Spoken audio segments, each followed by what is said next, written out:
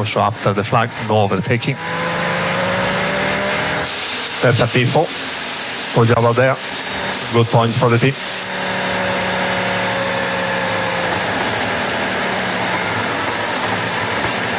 And Chardon. Double yellow, turn 3, 4, 5. Now it's clear. Check for clear. And still no overtaking and pickup. Everyone's going super slow, mate. We can't do any overtaking. I like that. Stay where you are.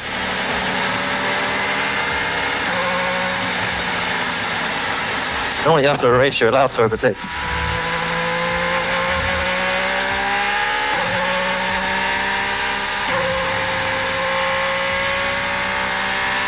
Understood.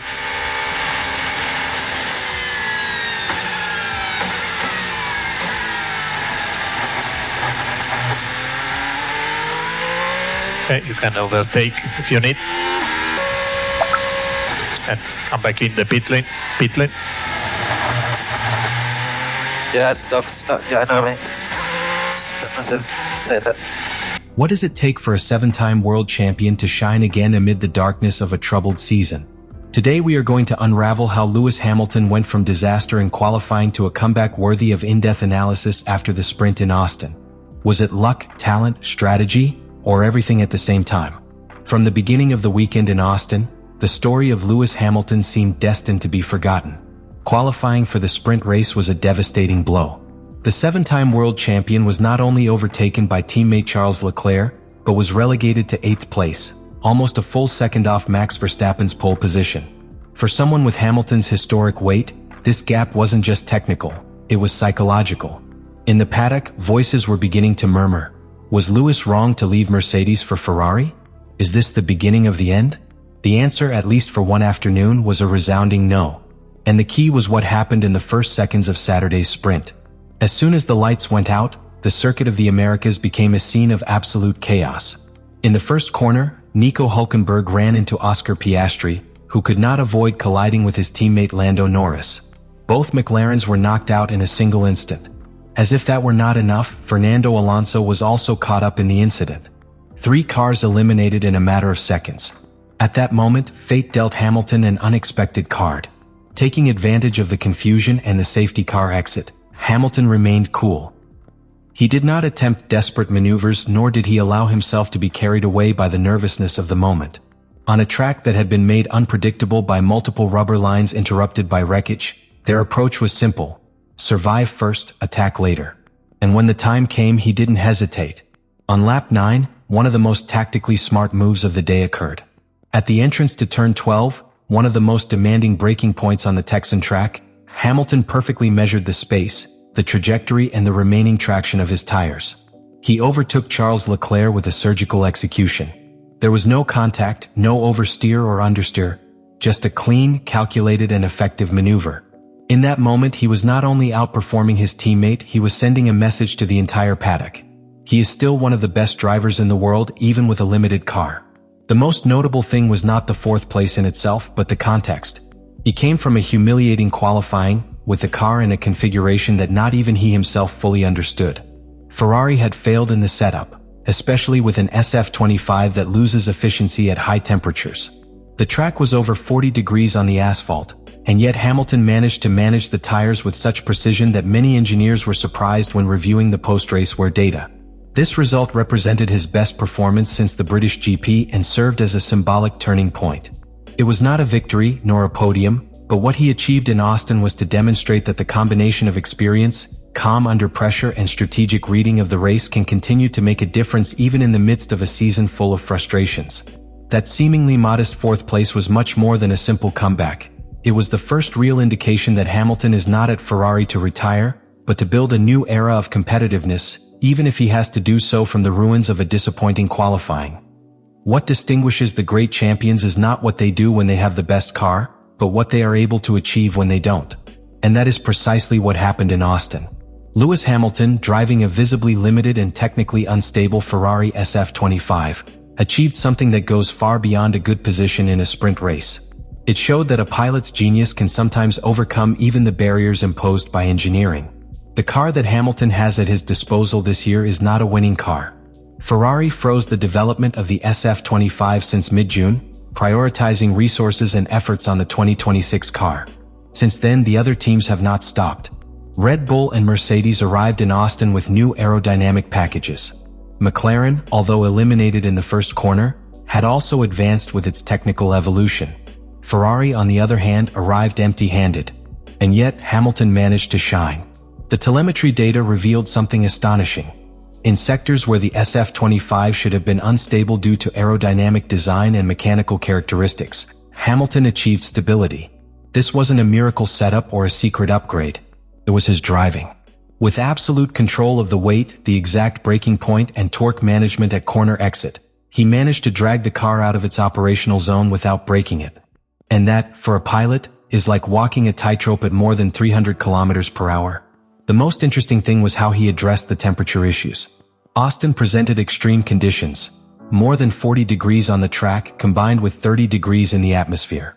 These conditions ruin the compounds if they are not managed in a millimetric way. But Hamilton, unlike other drivers who suffered premature graining, managed to keep his tires in the ideal thermal window throughout the sprint. This not only speaks of experience, it speaks of a race reading in real time, of a sensitivity that goes beyond numbers and sensors. It is the type of control that is not taught, that is not simulated. You have it or you don't have it. Furthermore, Ferrari decided to apply a divergent technical strategy between its two drivers. Leclerc and Hamilton ran with different configurations. While the Monégasque opted for a setup that prioritized aerodynamic load in fast corners, Hamilton chose a more balanced configuration, sacrificing some top speed to gain consistency of pace. It was a master move. On a circuit like Austin, which combines fast corners with technical sectors and elevation changes, that consistency translated into reliability. And in an unstable car like the SF25, reliability is the most valuable currency. The telemetry data revealed something astonishing. In sectors where the SF25 should have been unstable due to aerodynamic design and mechanical characteristics, Hamilton achieved stability. This wasn't a miracle setup or a secret upgrade. It was his driving.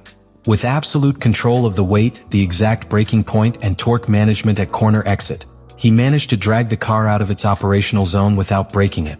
And that, for a pilot, is like walking a tightrope at more than 300 kilometers per hour. The big question that arises is clear. How long can Hamilton sustain himself on his pure talent without the backing of a competitive car? Because if Ferrari fails to stabilize its performance and provide a solid foundation to build on, everything we've seen in Austin could just be a mirage. And in a championship as demanding as 2025, mirages do not win titles. Only well-developed cars with inspired drivers and in-tune teams do it. Ferrari has the driver, but he doesn't have the car yet. And time, as always, is against them. What happened in Austin with Lewis Hamilton cannot be analyzed as a simple result within the championship. Fourth place in a sprint race might seem, to the casual observer, just another statistic in a long service record of one of the most successful drivers in history. But for those who closely observe the pulse of this 2025 season, that result was much more than a number. It was a clue, a message, a warning. Hamilton's performance was not the product of a dominant car, nor of a revolutionary strategy, nor even of a track that favored the characteristics of the SF25. It was, quite simply, the pure manifestation of individual talent at its finest. A driver extracting every millimeter of performance from a car that, objectively, is not up to par with its direct rivals. These types of actions do not happen by accident. And when they happen, they must be observed with a magnifying glass, not to magnify them, but to understand their context. But this is where the question arises that cannot be ignored. Are we facing the beginning of a true competitive rebirth for Hamilton with Ferrari? Or was this race, rather, an anomaly favored by the circumstances of an eventful event and a partially decimated grid?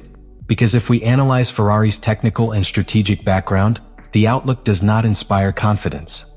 The team has abandoned its active development, has lost the advantage in evolution against McLaren and Mercedes, and continues to have structural errors in the aerodynamic concept of its car.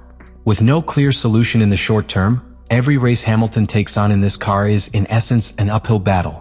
And yet, there is something that transcends the purely mechanical. The feeling that Hamilton is regaining something he had lost in his final seasons with Mercedes. Trust, aggressiveness, competitive hunger. That image of a driver who, even without having the ideal tools, manages to compete with the knife between his teeth. That more instinctive, more visceral, more emotional version of the British is beginning to emerge. But this incipient redemption cannot be sustained only on isolated moments. For it to become a true resurgence, Ferrari needs to offer it continuity. Not only technical stability, but a clear, coherent, strategic direction. Because modern Formula One is not one based on talent alone. You win with well-built projects, with structures that do not collapse under pressure, with decisions that do not improvise. And that, in Maranello, remains to be seen. The real challenge for Ferrari is not in capitalizing on this isolated result. It is about building, on that basis, a winning narrative. A narrative that does not depend on accidents, the abandonment of others, or moments of individual genius. Let me know in the comments what you think about all this.